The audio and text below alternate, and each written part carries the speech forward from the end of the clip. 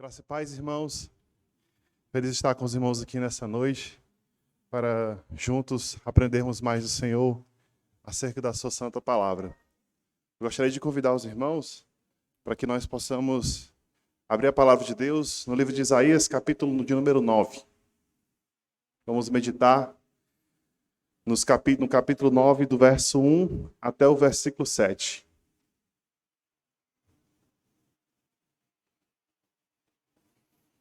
O título da nossa mensagem é A Luz que Ilumina as Trevas.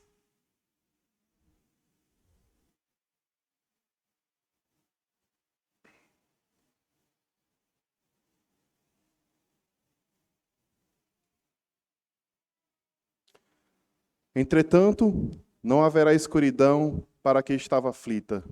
Em tempos passados, ele humilhou a terra de Zebulon e a terra de Naftali. Mas no futuro fará glorioso o caminho do mar, além do Jordão, a Galileia dos gentios. O povo que andava em trevas viu uma grande luz, e resplandeceu a luz sobre os que habitavam na terra da sombra da morte. Tu multiplicaste este povo e lhe aumentaste a alegria. Todos se alegrarão diante de ti, como se alegram na colheita e como exultam quando se repartem os despojos, pois quebraste o jugo de sua carga e a canga do seu ombro, que a vara de castigo do seu opressor foi como no dia de Midian. Porque todo calçado pesado de guerreiro e toda capa encharcada de sangue serão queimados, destruídos pelo fogo.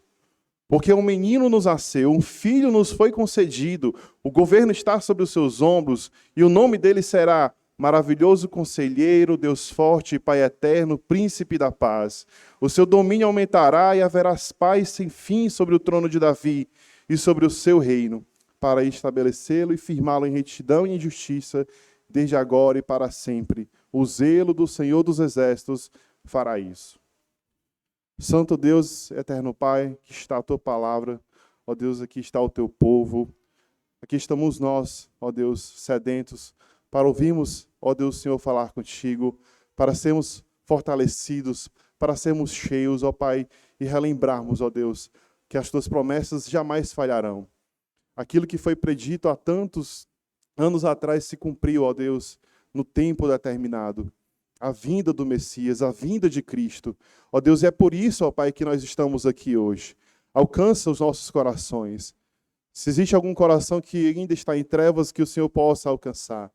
Se existe alguma alma sedenta, que o Senhor possa, ó Deus, derramar a tua graça sobre nós. Estamos sedentos, sim, ó Deus, para ouvir a tua voz. Então fala conosco, em nome de Jesus. Amém. Irmãos, o livro de Isaías, ele vai mesclar mensagens de julgamento e mensagens de esperança. E isso é uma coisa recorrente na maioria dos livros proféticos que nós temos estudado através de Oséias, de Joel, temos estudado também nas escolas bíblicas. Julgamento porque toda rebelião contra Deus, ou seja, todo pecado contra Deus tem um custo. E nesse caso aqui, o contexto de Isaías é que Deus enviaria a nação da Assíria e a nação da Babilônia para castigarem Israel e Judá. Mas ele também tem esperança. O livro de Isaías mostra isso. Pois Isaías acreditava que um dia Deus cumpriria todas as suas promessas que ele fez.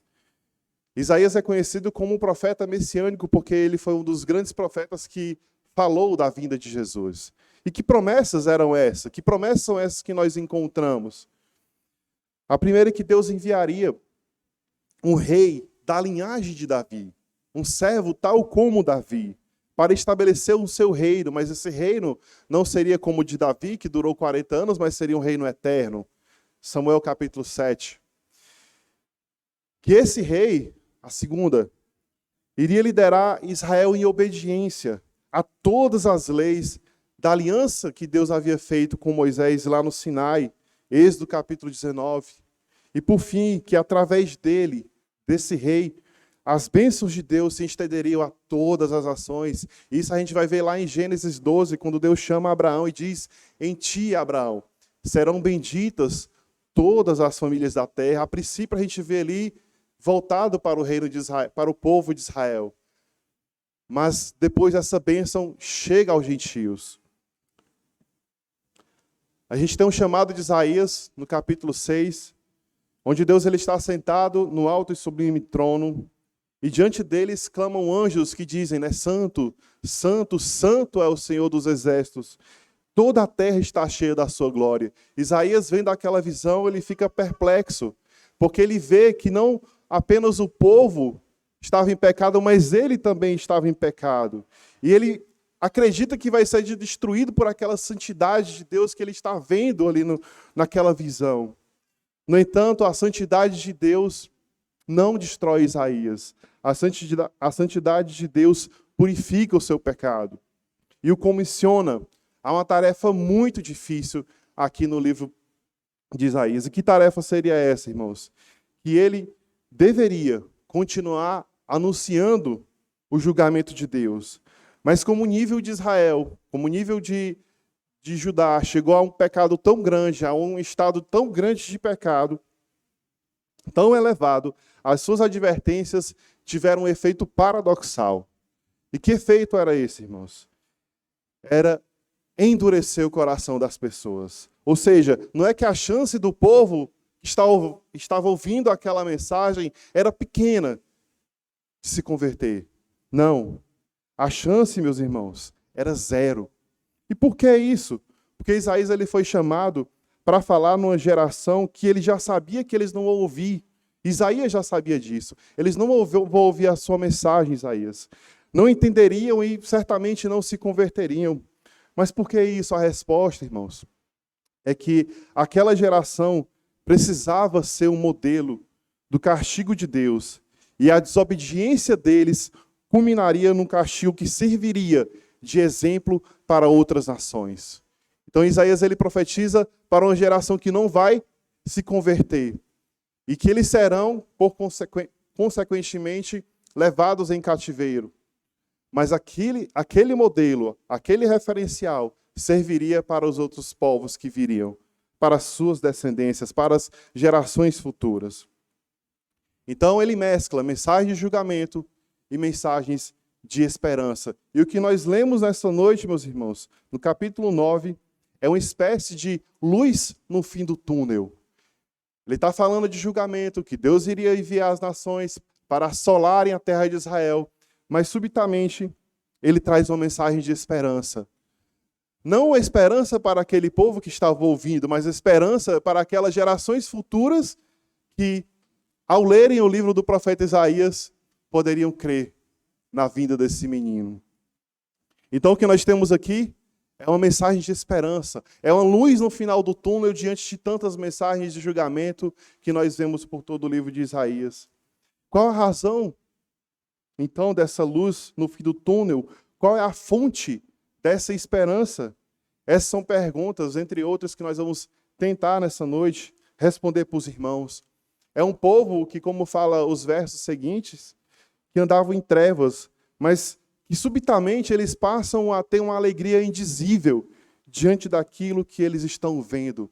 É uma alegria inesperada diante das trevas que por tantos anos assolou aquele povo. Então, irmãos, como é que a gente divide o texto? Em forma de perguntas.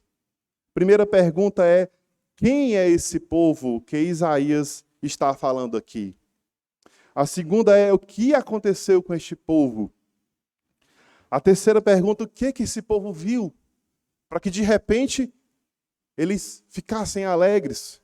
E a terceira: qual é a razão da alegria deste povo? Então a primeira pergunta é essa: quem é esse povo que Isaías está falando? Veja o que diz o verso 1. Mas para a terra que estava aflita, não continuará a escuridão. Não continuará a escuridão. Grife isso daí. Deus, nos primeiros tempos, tornou desprezível a terra de Zebulon e a terra de Naftali. Mas, nos últimos tempos, tornará glorioso o caminho do mar, além do Jordão, Galileia dos gentios. Então, respondendo à primeira pergunta, irmãos, que povo é este? Primeiro eu vou falar quem não é. Não era Jerusalém. Alguém poderia pensar, é a capital do reino. Deus está fazendo algo grandioso, algo glorioso, mas não é na sede do governo. Jerusalém era a capital do reino de Judá, era onde as coisas aconteciam. Era a capital do império. Era onde estava o templo, era onde o rei governava, era onde Isaías estava. Mas o que Deus está fazendo aqui, no capítulo 9, nessa visão que Isaías está tendo, não começou em Jerusalém. Não é em Jerusalém.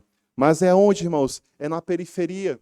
É num local onde ninguém imaginava que pudesse acontecer alguma coisa. É um local bem distante da capital. Ou seja, fora do foco do poder. Fora da atenção das pessoas. O povo que andava em trevas está relacionado com duas regiões, Zebulon e Naftali, que eram tribos do reino de Israel. Então, para quem não conhece a geografia da Terra Prometida, irmãos, imagine que esse quadro aqui, esse retângulo, seja o mapa, certo? O mapa da Terra de Israel. Zebulon e Naftali ficavam no extremo norte, como se fosse na parte de cima desse quadro. Jerusalém ficava mais ou menos ao centro. Era assim que se dividia. E foi em Zebulon e em Naftali onde Deus resolveu se revelar a este povo. Eram regiões totalmente distantes, totalmente fora do foco do poder. Mas nessas regiões, Zebulon e Naftali eram regiões estratégicas. Eram regiões pelas quais, quando as outras nações invadiam, elas necessariamente passavam por Zebulon e Naftali. Então, essa região ficava ao norte do reino de Israel. E a razão pelas quais essas terras terem sido objeto de devastação é porque eles ficavam, como eu falei, na passagem dessas nações que, vez ou outra, atacavam a terra de Israel, o reino de Judá também. Então, quando o Império Assírio foi o império que conquistou o Reino do Norte, e no Reino do Norte estavam estas duas cidades. Quando o Império Assírio conquistou o Reino do Norte, quais foram as primeiras cidades a caírem? Quais foram as primeiras cidades a sofrer essa invasão? Zebulon e Naftali. E por mais que essas regiões eles não tivessem nenhum tipo de intriga com outros povos, ou não tivessem nada a ver com aquelas invasões, elas sempre sofriam com essas devastações, com estas invasões causadas pelos exércitos inimigos que vinham, saqueavam, destruíam a sua agricultura, tomavam seus pomares, saqueavam suas posses, destruíam suas casas. Então, esse tipo de situação, irmãos, ocorreu com essas duas cidades na época da invasão assíria. Zebulon e Naftali sempre viram com seus olhos a devastação de suas posses por causa dos conflitos que muitas vezes eles não tinham nada a ver. Mas como era um reino, eles sofriam com as consequências militares. E embora essas duas cidades elas não estivessem no centro do poder, como eu falei para os irmãos, nem estavam sob a preocupação dos poderosos, eles eram um povo alheio às decisões, estranho e que não fazia parte do ciclo imediato de poder e de influência daquela época. A visão que Isaías teve foi de Deus agindo em favor desse povo que foi humilhado. A visão que Isaías teve foi voltada para essas regiões que foram devastadas, que foram primeiramente atacadas na época do exílio assírio. Foi para com esses, meus irmãos, que Deus demonstrou a sua luz, que Deus demonstrou primeiramente a sua graça e a sua misericórdia. A próxima pergunta é: quem era este povo? Zebulon e Naftali. Primeira pergunta. A próxima pergunta é: o que aconteceu com eles? É importante, irmãos, nós dizermos que o que está acontecendo aqui em Isaías capítulo 9, o que aconteceu lá também em Isaías capítulo 6, é Isaías tendo uma visão dada por Deus, visando em Deus entregar uma mensagem para aquele profeta. E o que acontece numa visão, meus irmãos, é que as visões elas não estão submetidas ao espaço-tempo no qual nós estamos. Elas estão fora dessa dimensão espaço-tempo. Ou seja, isso significa que Deus poderia viajar com Isaías muito à frente do seu tempo ou levá-lo para locais onde ele não poderia ir de uma forma tão rápida quanto numa visão, que é o caso que acontece aqui. Não é que Isaías simplesmente estava dormindo, teve um sonho, acordou e foi anotar. Não, irmãos. Ele viveu esse sonho. Deus se revelou a ele. Isaías viu, presenciou estas coisas num tempo muito à frente do seu próprio tempo, num local no qual ele não estava. Deus o fez assim para mostrar o que iria acontecer. Então, o que aconteceu com aquele povo? Primeiro, nesse sonho, e ainda no verso 1, Isaías distingue, diferencia primeiros tempos, aí no verso 1, primeiros tempos e últimos tempos. Os primeiros tempos aqui do verso 1 se refere ao tempo do profeta, ao tempo em que Isaías vivia. E os últimos tempos refere-se, obviamente, a um tempo futuro, a um tempo no qual nós vamos entender que é a época em que Cristo viria, em que o Messias viria. A segunda coisa que a gente percebe, que aconteceu com eles, é que o que era desprezível, essas terras que era desprezível, Zebulon, Naftali, se tornou glorioso. Ou seja, a terra de Zebulon, que outrora era desprezível por Deus, se tornou agora gloriosa. Ele sabia que a escuridão nos seus tempos, nos dias atuais de Isaías, era uma realidade, mas que ela daria lugar, no futuro, a uma coisa gloriosa. É interessante que Isaías ele não consegue descrever o que ele vê de maneira específica, ele apenas diz que é algo glorioso, porque ele não tinha palavras para descrever isso daqui. É por isso que ele diz, é algo glorioso. O verso 1, meus irmãos, termina dizendo que essas regiões mais tarde seriam conhecidas como Galileia dos gentios ou das nações. Em nenhum outro lugar, irmãos, a Galileia é chamada dessa forma, apenas aqui em Isaías e lá no livro de Mateus.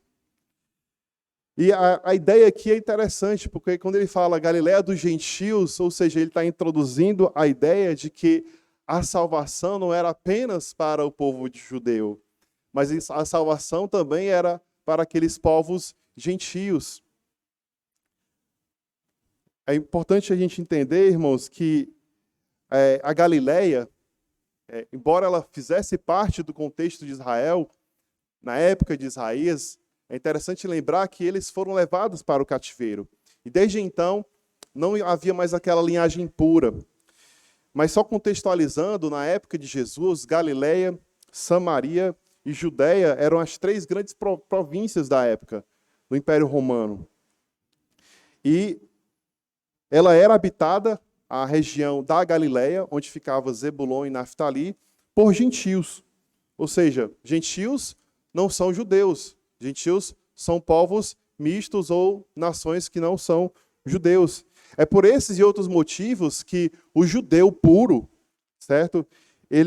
O judeu ortodoxo, né, nas suas tradições, nas suas convicções, eles desprezavam os galileus. Está lá em João capítulo 7, verso 52. E é por isso também que, de uma maneira súbita, Natanael ele falou assim, pode vir de Nazaré alguma coisa boa? Nazaré, irmãos, ficava na Galileia. Agora veja que interessante, irmãos. Onde foi que Jesus nasceu? Irmão, Jesus nasceu em Belém, lá na Judéia. O que tem a ver com a parte norte, na Galileia? Agora lembra, Jesus nasceu em Belém. Mas devido àquela perseguição, devido à matança de Herodes que aconteceu com Jesus, desceu para o Egito. Ele permanece um tempo no Egito. Os seus pais, ao regressarem para a terra de Israel, eles voltam para onde? Eles não voltam mais para Belém da Judéia. Eles voltam para Nazaré, que foi a cidade onde Jesus foi criado. E mais precisamente, irmãos, no início do seu ministério, Jesus pregou aonde? Em Cafarnaum, que é, de fato, uma cidade que estava naquelas regiões da Judéia, aliás, de Zebulon e de Naftali. Foi aquela região, meus irmãos, Zebulon e Naftali, que primeiramente foi favorecida pela pregação de Cristo. É por isso que quando Isaías está tendo essa visão, ele vê que aquele povo que outrora estava em trevas, que as suas terras eram invadidas, que eles sofriam, agora eles estão contemplando Cristo, o Messias, levando o Evangelho, levando o reino de Deus para eles. Mas o que a gente tem hoje de informação, Isaías não tinha. E aí essa mensagem vai se construindo, Isaías vai tendo essa visão e ele vai tentando montar o quebra-cabeça. Porque a gente já está em outro contexto, a gente sabe da profecia de forma completa. Mas continuando, irmãos, a terceira pergunta a primeira foi, quem é este povo? Zebulon, Naftali. E a segunda foi o que aconteceu com eles. Eles viram a luz. E a próxima é o que esse povo viu.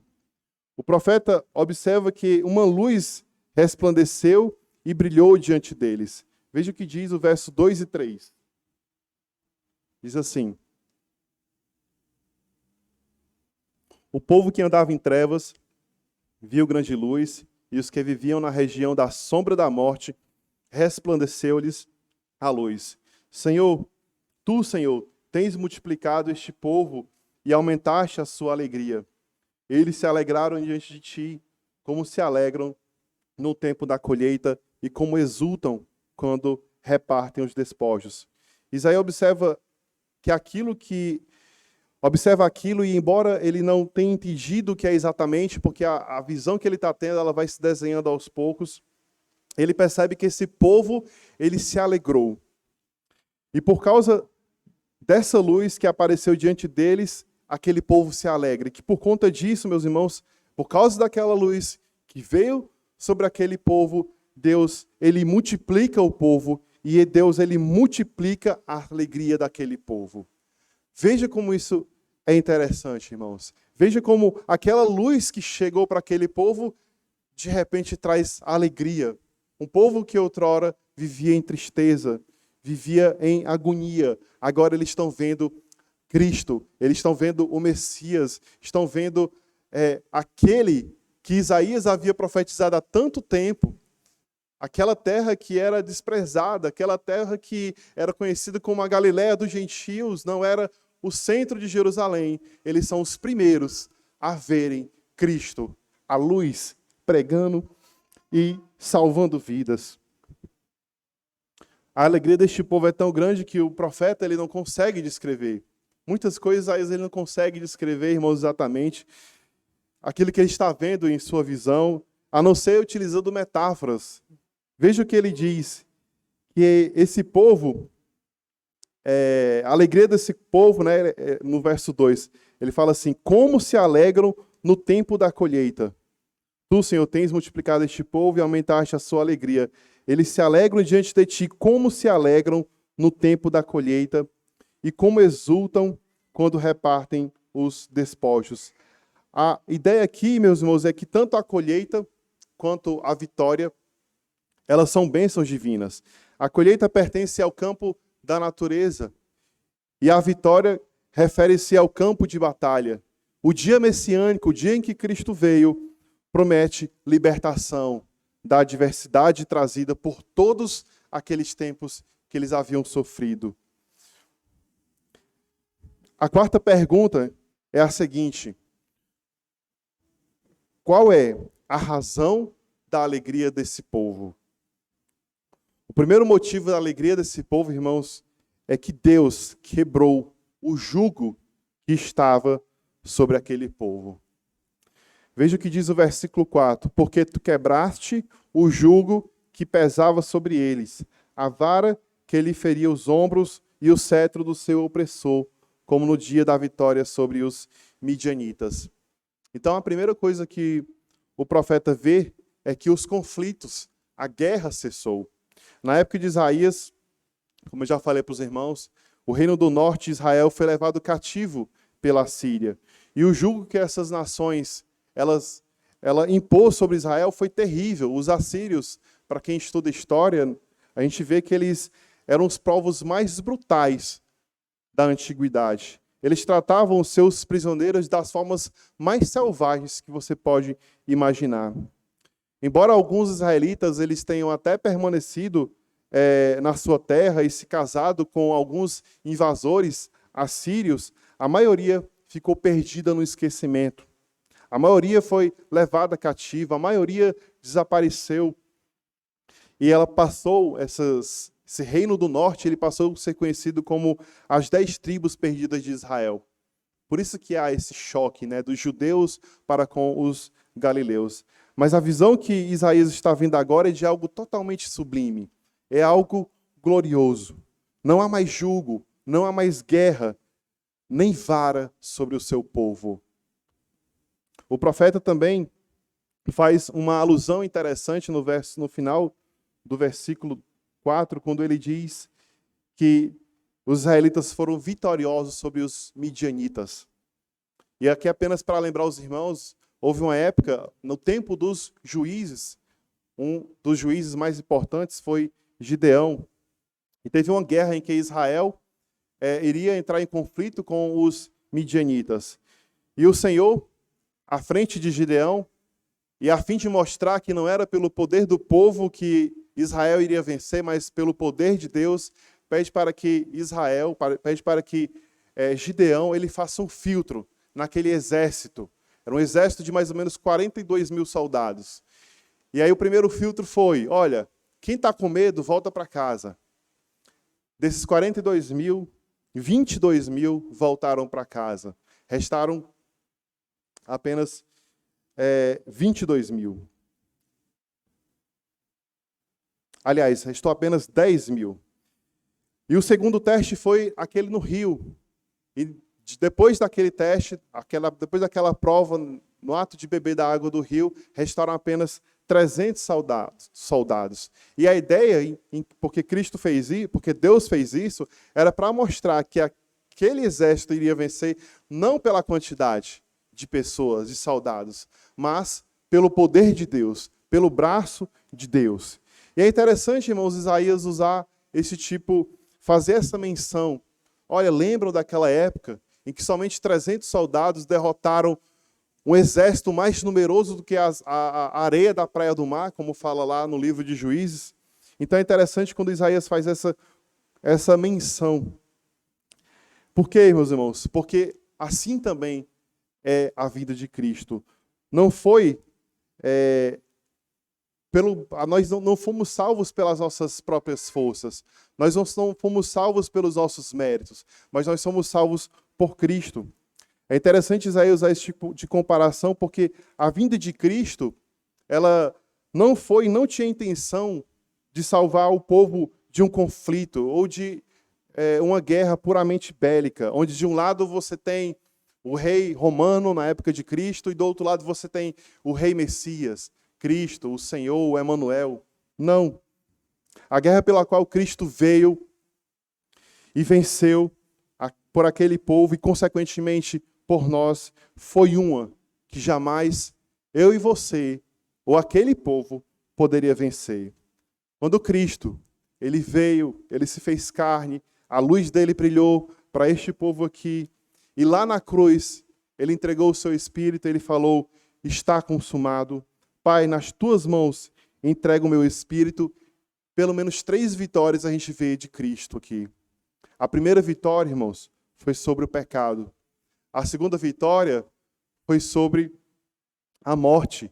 E a terceira vitória foi sobre Satanás e o inferno.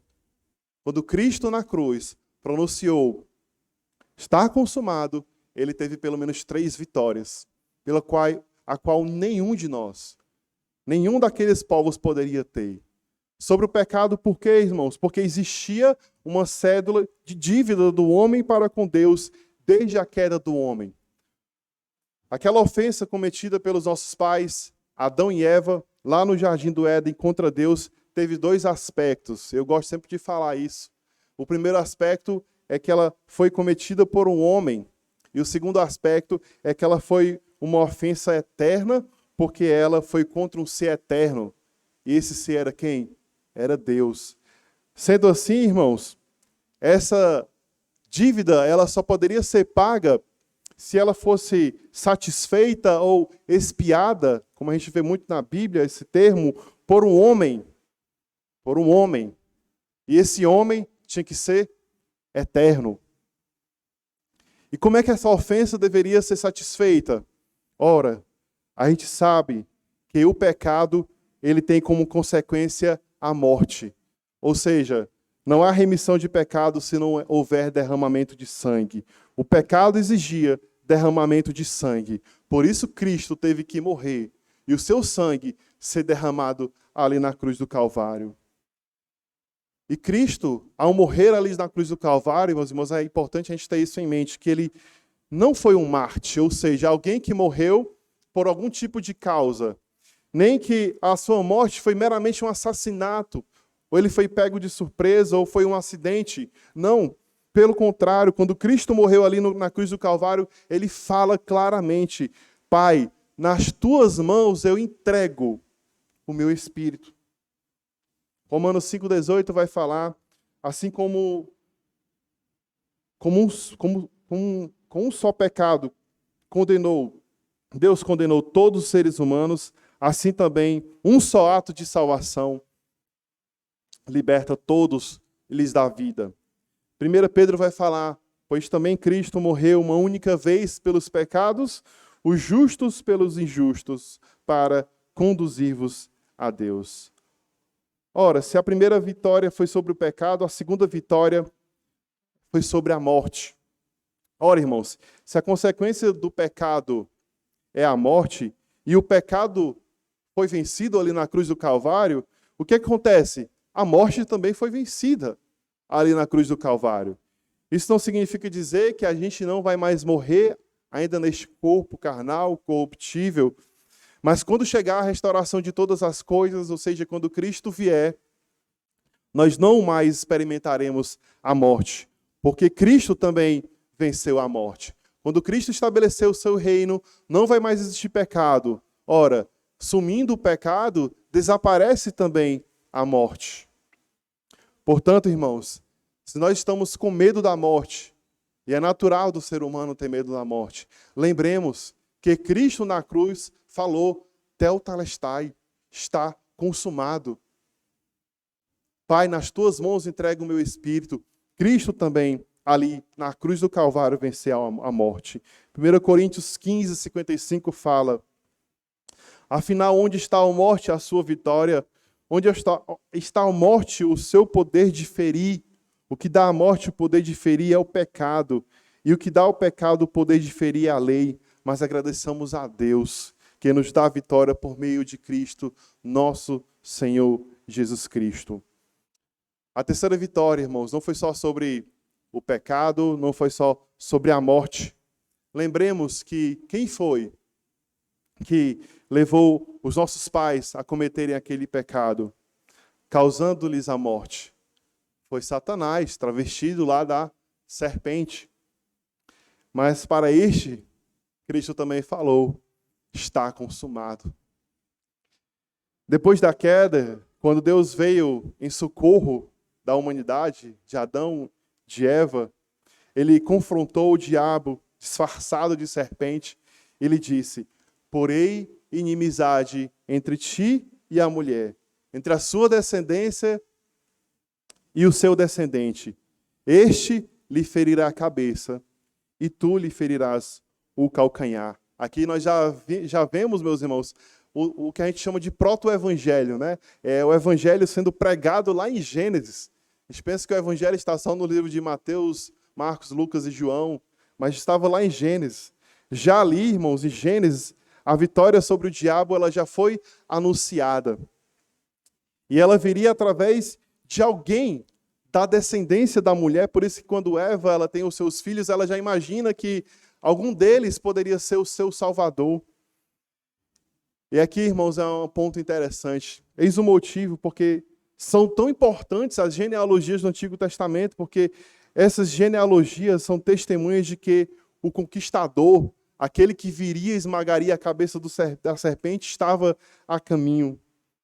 As genealogias, talvez elas não sirvam de muito para nós, mas elas serviam para o povo de Israel, para o povo de Deus, como quem dissesse assim: Satanás, te cuida, porque o descendente da mulher vai esmagar a sua cabeça. Então essa era a esperança que aquele povo tinha quando lia as genealogias. Eles sabiam que em algum momento viria aquele no qual Deus já falava em Gênesis capítulo 3, versículo 15. E o que ocorre, irmãos, após o nascimento de Jesus, Satanás tentou de todas as formas acabar com aquela descendência da mulher, com Cristo. Basta a gente lembrar lá de Herodes, né, na matança das crianças, e o próprio Satanás, lá no deserto, ele também tentou a Cristo e tentou ali acabar com o Senhor Jesus Cristo. Tudo que o diabo queria, através das suas artimanhas, através das suas técnicas, era impedir que Cristo consumasse a sua vitória sobre o pecado, sobre a morte e sobre ele próprio. Mas não teve jeito, porque numa sexta-feira à tarde, às 3 horas, Cristo disse: está consumado. Pai, nas tuas mãos entrego o meu espírito. O verso 5, voltando aqui para o nosso texto de Isaías, ele encerra, ele fecha essa ideia da conquista. É interessante, ele diz assim: porque toda bota com que o guerreiro anda no tumulto da batalha e toda roupa revolvida em sangue serão queimados, servirão de pasto ao fogo. O que isso quer dizer, irmãos? O verso 4 nos mostrou a conquista do Senhor. Cristo vindo, né? E destruindo a morte, o pecado de Satanás. Ele quebra o jugo que estava sobre os lombos daquele povo de Zebulon e Naftali. A vara que eles feria dá lugar agora à vitória. E o verso 5 mostra que esse povo libertado está agora desfrutando da vitória. O povo, meus irmãos, não teve que travar nenhuma vitória. Eles entraram no campo de batalha apenas quando a luta acabou. Cristo já tinha vencido. Deus já tinha, em Cristo Jesus, já tinha conquistado a vitória. É o que acontece conosco também. Nós hoje travamos batalhas e batalhas contra o pecado, contra Satanás, contra a morte. Mas a gente tem que lembrar do seguinte, que por mais que a gente possa cair, em algum momento ou outro nós temos que nos levantar, porque a batalha nós podemos perder eventualmente em algum momento ou outro, mas nós temos que lembrar, meus irmãos, que Cristo ele já venceu a guerra maior. Não é que vai haver um momento em que Cristo vai vir futuramente e vai soprar e vai ter uma guerra entre Cristo e Satanás, não. A grande batalha escatológica já aconteceu há 2000 anos atrás. E essa batalha, Cristo já venceu por nós. E o que nós temos que fazer, meus irmãos, é sermos fortes, porque Cristo falou que nós deveríamos ser assim. Olha, no mundo vocês vão ter aflições, mas tendes bom ânimo. Eu venci o mundo. Isaías mostra que os conflitos cessaram. Essa foi a primeira razão pela qual aquele povo está alegre. Veja a segunda razão por que aquele povo está alegre. A primeira é que não há mais guerra. A segunda é porque o menino nasceu. Versículo 6. Porque um menino nos nasceu, um filho se nos deu, o governo está sobre os seus ombros, e o seu nome será Maravilhoso Conselheiro, Deus Forte, Pai da Eternidade, Príncipe da Paz. Porque o nascimento desse menino, ele é um motivo de tanta alegria. Primeiro porque houve uma mudança radical, meus irmãos, no tipo de governo que dominava sobre eles. Essa é a primeira razão pela qual o nascimento desse menino trouxe alegria. Veja que no tempo de Isaías, o jugo estava sobre quem? Sobre os ombros do povo, sobre os ombros deles. Mas na visão que ele tem agora, o jugo é colocado sobre quem? Sobre os ombros desse menino que nasceu. Ou seja, há uma mudança total de paradigma, de tipo de governo. A segunda é que houve uma mudança radical nos atributos desse governante que estava sobre eles. Aqui, o versículo 6, ele destaca bem esses atributos. O texto diz que ele será chamado. Veja que esse será chamado, ele não quer dizer exatamente o nome que vai ser registrado lá no cartório, né? Porque muitas vezes o Antigo Testamento ele fala que vai ser chamado de Emanuel, de filho de Davi, mas quando é registrado pelo nome de Jesus. Mas esse será chamado aqui, ele será conhecido. será reconhecido, né, por esses atributos que nós vamos ler aqui. O primeiro é maravilhoso. Maravilhoso é a ideia, e aqui é trazendo mesmo do original, através de estudiosos, a ideia de miraculoso, de alguém que faz prodígios, de alguém que faz feitos grandiosos. Conselheiro não tem algo diretamente relacionado a conselho, né, de aconselhamento, mas tem a ver com estrategista militar, ou seja, alguém que fornece estratégias militares. Uma boa palavra no português seria consultor. Assim, maravilhoso conselheiro poderia ser entendido como um consultor extraordinário que prepara estratégias de guerra que jamais serão vencidas. O próximo atributo é Deus forte. Deus forte aqui no intuito de habilidade, de coragem, de valentia. Assim, Deus forte é um Deus guerreiro, é um Deus corajoso, é um Deus valente. Pai da eternidade, embora no português a gente use 3 palavras, né? Em hebraico é uma só, que quer dizer perpétuo, eterno.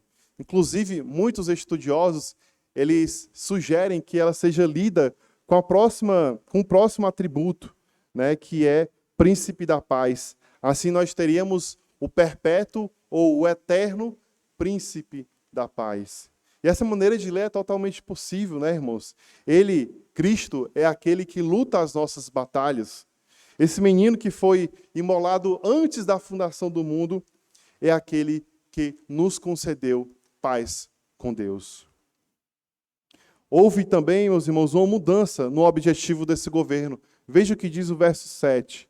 Ele diz assim: ele estenderá o seu governo e haverá paz sem fim sobre o trono de Davi e sobre o seu reino, para o estabelecer e para o firmar com juízo e com justiça, desde agora e para sempre.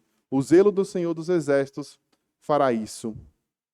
Esse reino que Cristo inaugurou, que Jesus, quando já esteve presente há 2000 anos atrás, inaugurava, é um reino que ocupará progressivamente todo o espaço, até que um dia ele governe sobre tudo e sobre todos. A imagem que temos, ao lermos os evangelhos, enquanto Jesus desvenda os ensinos do reino, é que ele é, ao mesmo tempo, presente, já inaugurado na época de Cristo, mas ele também é futuro. É a ideia do já é e ainda não. O reino de Deus já está entre nós, mas não de uma forma plena, não de uma forma completa, não de uma forma perfeita. Ele virá se estabelecer no dia que Cristo vier e salvar a sua igreja, salvar o seu povo, nos glorificar. O reino de Deus, irmãos, para nós é o seu reinado. É a sua ação soberana neste mundo para redimir os pecados das nações, para redimir o pecado do povo, para libertar tantos oprimidos que estão por aí necessitando de ouvir a mensagem do Evangelho. E em um tempo futuro, Deus vai consumar toda a sua obra, renovando todo este universo e renovando também todo o seu povo. Veja que se o governante ele é o eterno ou perpétuo príncipe da paz, o aumento do seu governo, irmãos, resultará o quê? Em mais paz, já que ele é o eterno príncipe da paz. E é o que o texto faz, ele trará paz sem fim. Essa é a esperança, irmãos, que hoje nós temos, de que ele virá, estabelecerá o seu reino e trará paz sem fim. Mas não nos esqueçamos que para que isso pudesse acontecer, uma batalha maior foi travada 2000 anos atrás. Que Cristo conquistou uma vitória que jamais eu e você poderíamos conquistar sobre a morte, sobre o pecado, sobre Satanás. Muitos cristãos têm medo dessas coisas, mas nós devemos lembrar que Cristo já venceu por nós. Para concluir, irmãos, assim como Zebulon, Naftali andavam em trevas e de repente eles viram grande luz, não são poucos hoje os que padecem dessa mesma realidade. Não são poucos aqueles que padecem dessa mesma escuridão. Afinal, Lá em 2 Coríntios, capítulo 4, verso 4, fala que o Deus deste século, Satanás, ele cegou o entendimento dos descrentes para que eles não vejam a luz do evangelho da glória de Cristo, que é a imagem de Deus. Porém, irmãos, a luz que veio ao mundo para pecadores, ela é uma luz que vem de maneira estrondosa, radiante. E para que essa luz, e quando essa luz chega diante das pessoas, quando Cristo deseja se revelar para elas, não tem escuridão neste mundo que consiga esconder aquela luz de Cristo. E essa missão de levar essa luz, de pregar esse evangelho, está sobre nós. Repousa sobre a igreja do Senhor. Quando Cristo veio ao mundo, pregou arrependimento de pecados, travou uma guerra que somente ele poderia vencer. A luta contra o pecado, contra a morte, contra Satanás, ainda existe em certos sentidos, porque nós habitamos num corpo corruptível, num corpo mortal, mas não nos esqueçamos que a guerra já foi ganha. Embora a gente possa perder eventualmente uma batalha ou outra contra um destes três inimigos, a guerra já foi ganha. Lembre-se de que Cristo já venceu por mim e por você esta batalha na cruz do Calvário, quando ele disse: Tetelestai, está consumado. Pai, nas tuas mãos entrego o meu espírito. Santo Deus, nós só temos, ó Pai, a te louvar, te agradecer, Senhor, porque tu fizeste algo por nós que jamais conseguiríamos imaginar fazer. Era impossível para que qualquer um de nós imaginasse fazer isso. O que o Senhor fez foi algo grandioso. O Senhor venceu, ó Deus, ali no Calvário, a morte, para que nós pudéssemos ter vida. O Senhor venceu o pecado, para que hoje nós pudéssemos ter condições de vencer também o pecado pelo poder do Teu Espírito. Ó Deus, nós não somos mais inocentes. Ó Deus, quando nós caímos, ó Deus, porque o Senhor já venceu o pecado na cruz do Calvário, e hoje nós temos o Teu Santo Espírito, ó Deus, que nos dá vitória sobre o pecado. Se não tivéssemos Cristo, jamais poderíamos vencer o pecado, mas nós temos Cristo, nós temos o Teu Santo Espírito, ó Deus, que nos dá forças para vencer todo o pecado, que nos dá força para vencer, ó Deus, as astutas ciladas de Satanás. Sabemos que ele anda em nosso derredor querendo nos tragar. Mas, Senhor, concede-nos, ó Deus, o Teu Santo Espírito também, para não virmos cair nas astúcias ciladas de Satanás. Porque Cristo na cruz do Calvário também já venceu, ó Deus, e já nos concedeu a vitória final. Que até aquele grande dia em que o Senhor consumará de fato, ó Deus, de uma vez por todas, ó Pai, o Teu reino, nós aguardemos com grande expectativa e firmados na rocha que é Cristo. Em nome de Jesus. Amém.